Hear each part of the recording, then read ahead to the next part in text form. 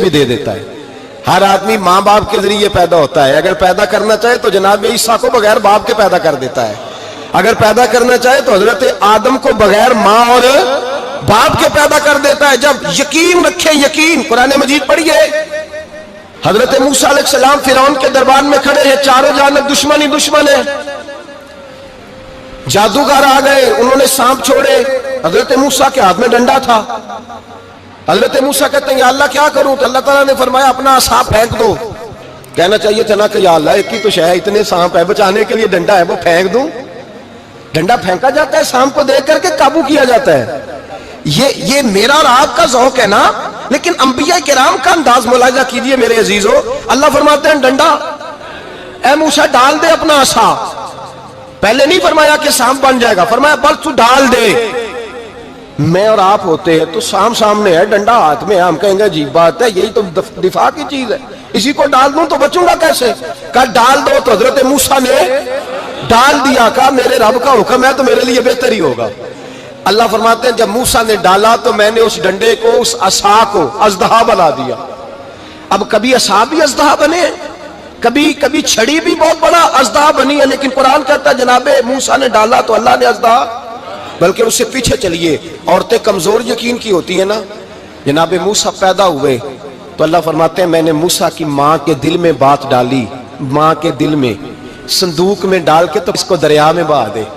اور بھائی صندوق میں کہہ سکتے نا آکسیجن کیسے جائے گی, اور دریا میں بچے بچنے کے لیے ڈالے جاتے ہیں کہ ڈوبنے کے لیے ڈالے جاتے ہیں. ماں کے دل میں یقین کمزور نہیں تھا اماں کا. انبیاء کے ماں باپ موحد ہوتے ہیں, دین کو ماننے والے. ماں کے دل میں اللہ نے بات, اللہ قرآن میں کہتے میں نے وحی کی, میں نے القاء کیا, میں نے بات ڈالی. حضرت موسیٰ کی ماں کہتی ہے میں نے ڈال کے نا سمندر میں بیٹا, میں نے سمندر میں بیٹا ڈال کے صندوق میں بند کر کے رب کے حوالے کیا. آپ فرماتے ہیں میرے مالک کا بھروسہ کیا تو پھر میرے مالک کا کام دیکھو, کمال دیکھو. میں نے دریا میں ڈالا, اللہ نے فرعون کے گھر میں میرے بیٹے کی پرورش کرا دی. یہ یقین کہ حضرت موسیٰ کے پاس قوم آئی, قرآن پڑھیے. کہا جناب پانی چاہیے. وَإِذِ اسْتَسْقَىٰ مُوسَىٰ لِقَوْمِهِ, موسیٰ نے اپنی قوم کے لیے پانی مانگا. ہم نے کہا فَانْفَجَرَتْ مِنْهُ اثْنَتَا عَشَرَةَ عَيْنًا, اپنا ڈنڈا پتھر پہ مارو. عقل والا آدمی ہوتا تو اڑ جاتا, کہتا یا اللہ پتھروں سے بھی کبھی پانی نکلا ہے. اضرب بعصاک الحجر, مارو پتھر پہ ڈنڈا. اللہ کے نبی نے منٹ نہیں لگایا, ٹھا کر کے ڈنڈا لگایا. فَانْفَجَرَتْ مِنْهُ اثْنَتَا عَشَرَةَ عَيْنًا. اللہ فرماتے ہیں جناب موسیٰ نے ایک عصا مارا, میں نے 12 چشمے جاری کر دیے. تو لے تو اللہ کرتا ہے, اللہ کہتا ہے پڑھ نماز روزی دوں گا, کہتا ہے سوچتا ہوں. اللہ فرماتا ہے آجا مسجد میں تیرا ہو جاؤں گا, کہتا ہے دیکھتا ہوں. رب فرماتا ہے تو میرے محبوب کی غلامی کر, میں تجھے محبوب بنا لوں گا. تو کہتا ہے تھوڑا بڑا ہو کے داڑھی رکھنی ہے, ابھی سیانا ہو کے میں ذرا سرٹیفکیٹ لے لوں اسرائیل سے کہ کتنے سالوں کے بعد آئیں گے, پھر شروع کروں گا. پروگرام بنا رہا ہے, ابھی تو ارادے میں ہے. اللہ کے پیغمبر کا ڈنڈا, اور اس سے زیادہ آگے بات ہو گئی. پیچھے فوج لگی ہوئی ہے فرعون کی, مجمع ہے, ہزاروں لاکھوں کا لشکر لے کے, تلواریں, نیزے. فرعون پیچھے, آگے دریا آ گیا. حضرت موسیٰ علیہ السلام کھڑے ہیں, اب کدھر جائیں؟ اللہ پاک نے فرمایا مارو ڈنڈا. کہاں؟ پانی پہ ڈنڈا مارو. اب حضرت موسیٰ علیہ السلام پانی پہ ڈنڈا مارے تو پانی ابلے گا, اس سے زیادہ کیا ہوگا؟ پہلے پتھر پہ ڈنڈا مروایا تو پانی نکلا, اب پانی پہ ڈنڈا مروایا. فَإِذْ فَرَقْنَا بِكُمُ الْبَحْرَ فَأَنْجَيْنَاكُمْ وَأَغْرَقْنَا آلَ فِرْعَوْنَ. اللہ فرماتے ہیں موسیٰ نے پانی پہ ڈنڈا مارا تو میں نے پانی میں رستے بنا دیے. ایک جگہ ڈنڈا مارا تو پانی نکل آیا, دوسری جگہ عصا مارا تو پانی خشک ہو گیا. 12 چشمے بن گئے, 12 رستے بن گئے دریا میں سے. حضرت موسیٰ علیہ السلام گزر گئے, اور اللہ فرماتے ہیں فرعون بھی آیا تو اسے میں نے غرق کر دیا, اور وہ کھڑا دیکھتا ہی رہ گیا کہ بنا کیا ہے. یہ تو بات ہے حضرت موسیٰ کی, میرے مصطفیٰ کے غلام. حضرت سعد بن ابی وقاص قادسیہ کی جنگ کے لیے نکلے, رستے میں دریائے نیل آ گیا. حضرت سیدنا سعد بن ابی وقاص اب کہاں سفر طے کر کے آئے, کہتے ہیں پتہ ہی نہیں تھا کہ دریا آ جائے گا. اب دور دور تک پل کوئی نہیں. صحابہ کہتے ہیں دشمن للکار رہا, حضرت سعد بن ابی وقاص دریا کنارے کھڑے ہوئے, ایمان, یقین اور استقامت, ڈٹ گئے. کہنے لگے وہ دریا, اگر تو حضرت موسیٰ کی نافرمان قوم کو رستہ دے سکتا ہے, محمد عربی کے وفادار نوکر ہیں, ہم تو رسول اللہ کے ماننے والے ہیں، دشت تو دشت ہے، دریا بھی نہ چھوڑے ہم نے، بحر ظلمات میں دوڑا دیے گھوڑے ہم نے، فرمایا چھوڑ رستہ۔ صحابہ کہتے ہیں اس وقت ہم نے نعرے لگائے جب دریا نے رستہ ہی چھوڑ دیا۔ کہتے ہیں پھر اللہ رسول پر ہم ذکر کرنے لگے، درود پڑھنے لگے، دریا سے رستے بن گئے۔ فرماتے ہیں 10,000 کا لشکر گزر گیا، اس پار جب گیا نا تو حضرت سعد بن ابی وقاص نے پھر مجمع پہ نظر ڈالی، فرمایا کسی کی کچھ ہے تو نہیں رہ گئی پانی میں، کوئی دریا میں چیز تو نہیں رہ گئی؟ ایک صحابی کہنے لگے میرا مٹی کا پیالہ رہ گیا ہے۔ یار ذرا دیکھیے انداز دیکھیے، مٹی کا پیالہ، او یار چھوڑ پرا، مٹی کا پیالہ کیا ہوتا ہے؟ اب تو مٹی کے پیالے کی بات کرے گا، چھوڑ دے، کیا کرتا ہے؟ اس نے کہا پیالہ میرا رہ گیا ہے۔ حضرت سعد بن ابی وقاص کہنے لگے کیوں ہمارا پیالہ رہ جائے، ہم رسول اللہ کے نوکر ہیں۔ ایمان، یقین اور استقامت کی دولت۔ پھر دریا کی طرف دیکھا، کہنے لگے چل یار ہمارا پیالہ بھی واپس کر دے۔ صحابہ کہتے ہیں دریا کی لہر آئی اور پیالہ بھی واپس کر گئی۔ اور میرے بھائی جب ایمان کی دولت، یقین کی دولت، اعتماد کی دولت، جو بابا کہتا ہے نا کہ معاذ اللہ تعالیٰ الو کا خون لے آؤ اور شیر کی کھلڑی لے آؤ، میں کالا پیلا نیلا جادو کروں گا، اس پر لوگ دوڑ کے جاتے ہیں، 50-60 ہزار روپیہ بھی دے آتے ہیں دوڑ کے۔ اور اگر کہا جائے کہ مسجد آؤ 4 رکعت نماز پڑھو، حاضری دو مسجد کی، تو کہتے ہیں معرفت والے ہیں، معرفت والے نمازیں نہیں پڑھتے۔ وہ کون سی معرفت ہے؟ یہاں اللہ کی بارگاہ میں جھکنے کا، چونکہ یہ لیٹ ہے نا، یہ پتہ نہیں جنت میں جا کے ملے گا، کب ملے گا، معاذ اللہ۔ لوگ دنیا داری کے معاملے میں پس جاتے ہیں۔ حکمران نے وعدہ کر دیا ہے سڑکیں پکی ہو جائیں گی، خوشحالی ہو جائے گی، موجیں لگ جائیں گی، لوگ لائنوں میں کھڑے ہیں ووٹ دینے کے لیے، اور تیرے رب نے کہا ہے تو مجھ سے ڈر جا، میں تیری دنیا بھی اچھی کر دوں گا، آخرت بھی اچھی کر دوں گا، تو ادھر آ میری بارگاہ میں جھک۔ لوگ اعتماد اور یقین کو اوہام پرستی کا شکار ہیں، ہم لوگ وہم کا شکار ہیں، ہم لوگ بدشگونی، ایسے ہو جائے گا ویسے ہو جائے گا، ہم ان چیزوں کا شکار۔ بھائی اعتماد کی دولت پیدا کریں، یقین اپنے اندر پیدا کریں، ایمان پیدا کریں، ڈٹ جائیں رب رسول کا نام لے کر۔ حضرت عمر کا زمانہ تھا، مصر فتح ہو گیا، حضرت عمر بن عاص گورنر بنے۔ رواج یہ تھا مصر کے اندر کہ ایک دریا چلتا تھا، دریائے نیل، اور سارے مصر کا انحصار اسی دریا پہ تھا، فصلوں کو پانی بھی لگتا اسی سے، جانور بھی اسی سے پانی پیتے، کھیتیاں بھی اسی سے سیراب ہوتی۔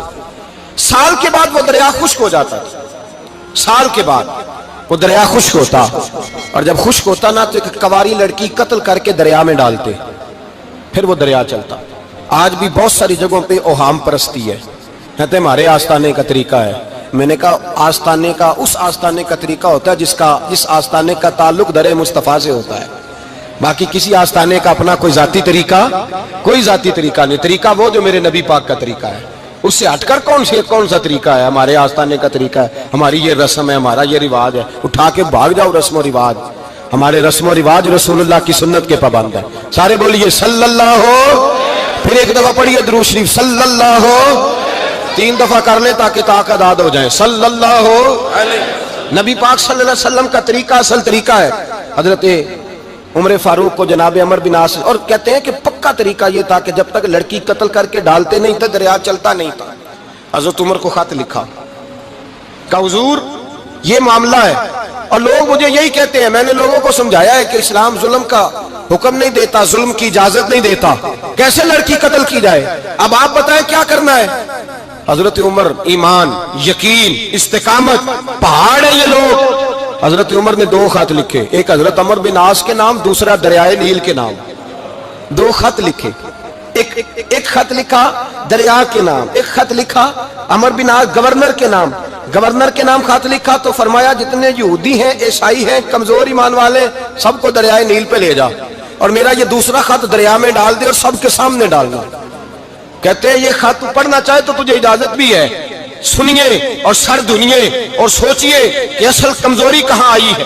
رمضان کے سب سے پہلے جمعے میں سب سے اہم موضوع چھیڑا ہے، کمزوری اور نقص واقعہ کہاں ہوا ہے۔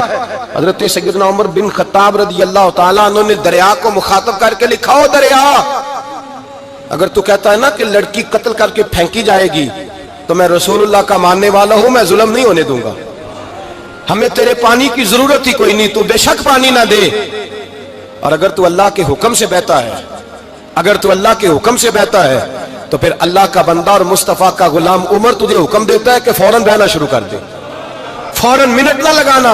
हजरत सैयदना अमर बिन आस फरमाते हैं लश्करों के लश्कर लेके मैं दरियाए नील पे पहुंचा और भरे मजमे में जनाब उमर का खत मैंने डाला तो दरिया ने बहना शुरू कर दिया। फरमाते हैं दरिया बहने लगा और गैर मुस्लिम कलमा पढ़ना शुरू हो गए। लोग मुझे कहने लगे क्या दिखाया है जो कलमा पढ़ रहे हैं? तो मैंने कहा दिखाया कुछ भी नहीं, ये हजरत उमर के ईमान की कुव्वत की बरकत है कि बहुत सारे लोगों ने कलमा पढ़ना शुरू कर दिया। ये ईमान की कुव्वत। डरो मुसलमान, सहमा हुआ मुसलमान, ये कभी अमेरिका के पीछे भागता है, कभी यूरोप के पीछे भागता है, कभी उधर जाता है, कभी इधर जाता है। अपनी दुनिया आप पैदा कर अगर जिंदों में है। सिर्र आदम है, ज़मीर कुन फिका है जिंदगी। जब ईमान की ताकत पैदा होती है, जब कुव्वत पैदा होती है, फिर इंसान के इखलाक समझ जाते हैं, फिर उसका नजरिया सीधा अल्लाह रसूल की जात पर जाके खड़ा होता है। जिन्हें आजमाया गया था हजरत अबू बसीर रदी अल्लाह ताला। हमें तो थोड़ा सा झटका लग जाए ना मजहब का, थोड़ा सा लोग दीन की तरफ आते हैं, इसमें ना थोड़ी तकलीफ है। सही बुखारी की हदीस, इसमें तकलीफ है, सच कह रहा हूं, सही बुखारी की हदीस है। एक सहाबी ने कहा था हुजूर मैं आपसे प्यार करता हूं। नबी पाक ने फरमाया अच्छी तरह सोच ले।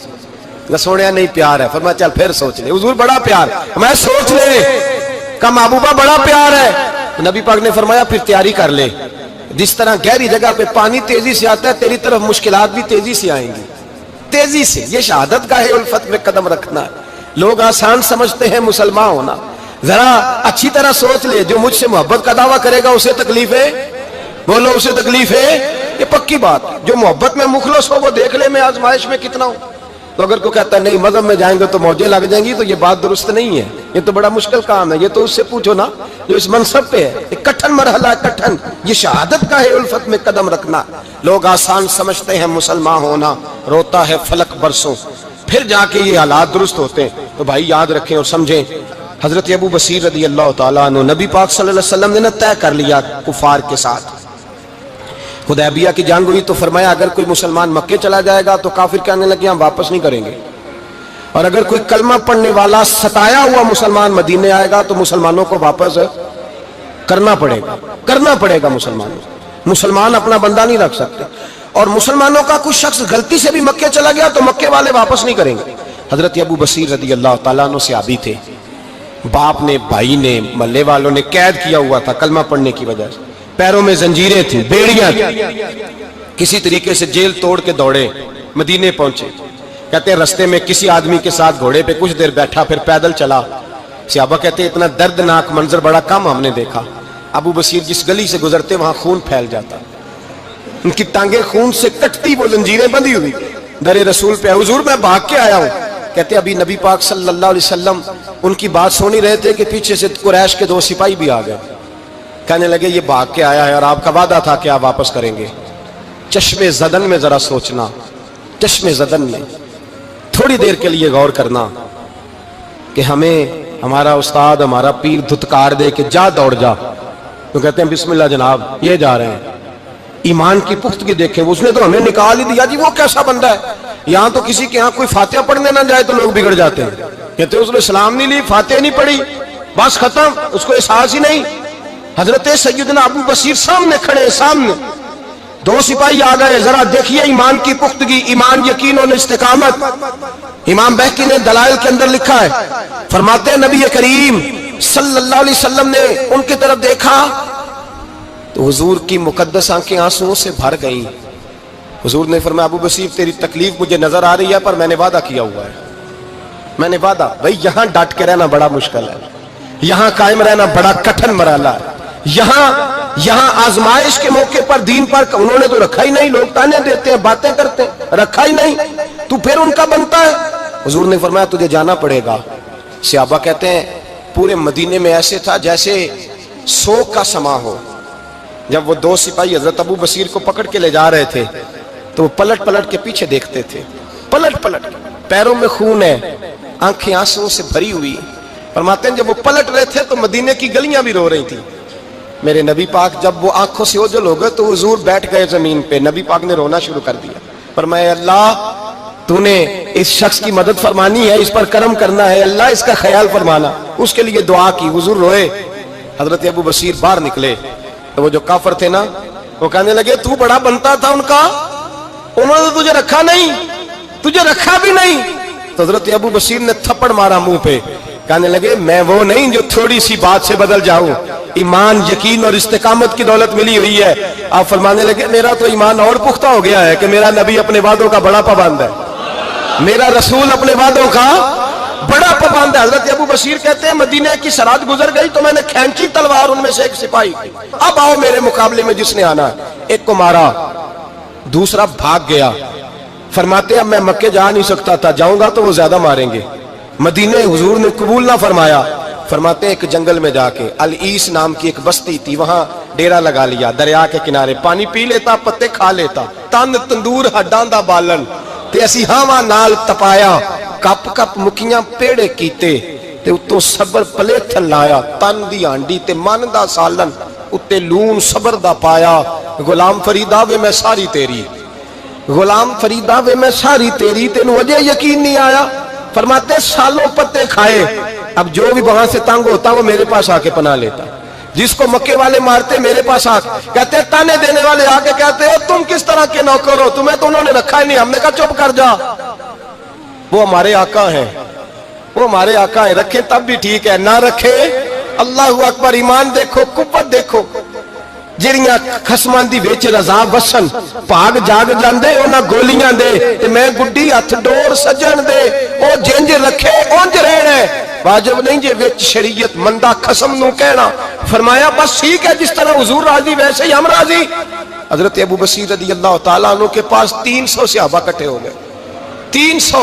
حضرت ابو بصیر جب مدینے کی سرحد سے گزر رہے تھے نا تو نبی پاک نے ایک آواز دی تھی، فرمایا ابو بصیر ایک وقت آئے گا کہ میرا پیغام تجھ تک پہنچے گا، ایک ٹائم آئے گا۔ حضرت ابو بصیر سے جب کوئی کہتا نا کہ زندہ کس بات پہ ہو تو فرمانے لگے مصطفیٰ کے فرمان پہ بڑا یقین ہے، بلاوا آئے گا، مجھے بلاوا، مجھے یقین ہے کہ مجھے بلاوا، بڑی امید ہے سرکار قدموں میں بلائیں گے، اور کرم کی جب نظر ہوگی مدینے، مجھے یقین ہے کہ مجھے بلاوا۔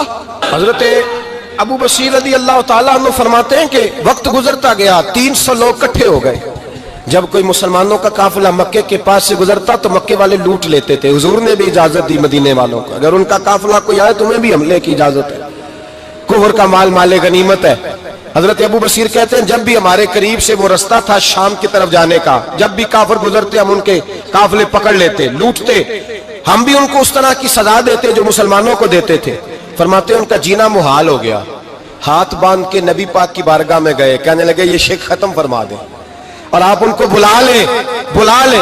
حضرت ابو بصیر فرماتے ہیں میں بوڑھا آدمی تھا، دن بھر میں کام کرتا، محنت کرتا، اس علاقے میں کھیتی باڑی کرتا، جب رات ہوتی تو میں کسی پہاڑ کے ٹیلے پہ بیٹھتا اور مدینے کی جانب منہ کر لیتا، اور میں انتظار کرتا بلاوا کب آئے گا، کب حضور کا پیغام آئے گا، میں انتظار کرتا۔ حضرت ابو بصیر رضی اللہ تعالیٰ عنہ بیمار ہو گئے، شدید بیمار، سخت بیمار تھے تو قریش نے شیخ ختم کی۔ حضرت ابو ہریرہ کہتے ہیں نبی پاک نے 2 صحابہ کو روکا دیا، فرمایا جاؤ اسے جا کے کہو آ جائے، اسے کہو آ جائے۔ صحابہ کہتے ہیں ہم پہنچے تو ان کا آخری وقت چل رہا تھا، آخری ہجکیاں تھیں، ایمان اور یقین دیکھو، آخری ہجکیاں۔ لوگ کہتے ہیں ابو بصیر وقت آ گیا، وہ کہتے ہیں نہیں ابھی وقت نہیں آیا، وقت تب آئے گا جب نبی پاک کا بلاوا آئے گا۔ حضور کا وعدہ تھا وقت تب آئے گا جب میرے نبی کا بلاوا آئے گا، ابھی بلاوا نہیں آیا تو ابو بصیر کا وقت بھی نہیں آیا۔ صحابہ کہتے ہیں ہم نے جا کے رکا تھمایا، اٹھنے کی بھی طاقت نہیں تھی۔ جب حضور کا رکا لیا نا تو دونوں یوں مٹھیاں بند کر لی، گویا جھوم جھوم کے نعرے لگانے لگے آؤ دیکھو میرے نبی کے وعدے کتنے سچے ہیں، آؤ دیکھو حضور کے وعدے۔ چومتے حضور کا نامہ سر پہ رکھتے، سینے سے لگاتے، اور کہتے ہیں پھر بلند آواز سے کلمہ پڑھنے لگے، کہنے لگے حضور میں حاضر ہوا، یا رسول اللہ میں آیا، کہتے بلند آواز سے کلمہ پڑھا اور ان کی روح پرواز کر گئی، ان کی روح پرواز کر گئی۔ نبی رحمت صلی اللہ علیہ وسلم کے غلاموں کا یقین، اعتماد اتنے اعلیٰ درجے کا، کمزور مسلمان، دائیں بائیں دیکھتا مسلمان، کفر کے وعدوں پر اعتبار کرتا، یہودی عیسائی اور سکھ کے وعدوں پر اعتبار کرتا، دنیا دار ٹھگ اور چور کے وعدوں پر اعتبار کرتا، یہ رب کریم کے وعدے پر اعتبار نہیں کرتا، یہ اللہ رسول کے ساتھ اپنی توجہ کو مبذول نہیں کرتا۔ میرے رسول کریم سید عالم صلی اللہ علیہ وسلم کے غلاموں نے اعتماد کر کے، یقین کر کے ہمیں بتلایا ہے کہ جب تیرے پاس یقین کی دولت ہوتی ہے پھر تو دنیا کا طاقتور آدمی ہوتا ہے، جب تیرے پاس ایمان کی قوت ہوتی ہے تو دنیا کا سب سے مضبوط شخص ہوتا ہے۔ اپنے آپ کو مضبوط کریں، اپنے اندر ایمان کی توانائی پیدا کریں، یہ جھوٹے وعدوں پر جھوٹی تسلیوں پہ اپنے آپ کو زندہ نہ رکھیں، نہ دیکھیں دائیں بائیں کیا ہو رہا ہے، توجہ سیدھی اللہ رسول کی جانب رکھیں، مضبوط ایمان پیدا کریں، تگڑا دانا